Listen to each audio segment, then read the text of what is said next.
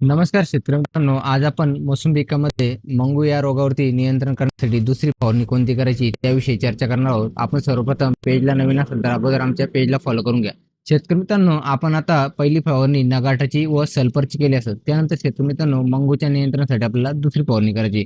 तर तुम्ही बघू शकता माझ्या हातात हे मोसंबी आहे. याच्यावरती हे जे काळे डाग पडले हे मंगूमुळे पडले. तर काय होतं शेतकरी मित्रांनो, मंगू येण्याचे कारण आहे की लाल कोळी आपल्या फळ असो किंवा पान असो त्यांच्यातून रस शोषण करतात आणि त्यामुळे आपल्या फळावरती मंगू येतं. तर शेतकरी मित्रांनो, मंगूच्या नियंत्रणासाठी आपल्याला ओमाइट या कीटकनाशकाचा वापर करायचा आहे. याचे प्रमाण आपण 25 ते 30 मिली प्रति 20 लिटर पाण्यासाठी घेणार आहोत. त्यानंतर शेतकरी मित्रांनो, आपल्या फळाची अशी रेंग येऊन गळ नको व्हायला त्यासाठी आपल्याला एका बुरशीनाशकाचा वापर करायचा आहे. त्यामध्ये तुम्ही रिडोमिल गोल्ड या बुरशीनाशकाचा वापर करू शकता.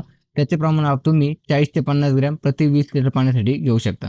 आणि मित्रांनो, त्यासोबतच आपल्याला कॅल्शियम बोरॉनचा वापर करायचा आहे. याचे प्रमाण आपण 25 ते 30 ग्रॅम प्रति 20 लिटर पाण्यासाठी घेणार आहोत. शेतकरी मित्रांनो, कॅल्शियम बोरॉनच्या वापरणार काय होणार आहे, आपल्या फळाची जी सेटिंग आहे ती चांगली होणार आहे.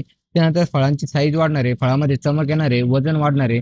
आणि मित्रांनो, आपल्या फळामध्ये जी क्रॅकिंग येते ती कॅल्शियम बोरॉनच्या वापरामुळे क्रॅकिंग येणार नाही. आणि मित्रांनो, या फवारणीसोबतच आपल्याला सिलिकॉन बेस्ड स्टिकरचा वापर करायचा आहे. त्याचे प्रमाण 5 मिली प्रति 20 लिटर पाण्यासाठी घेणार आहोत. धन्यवाद.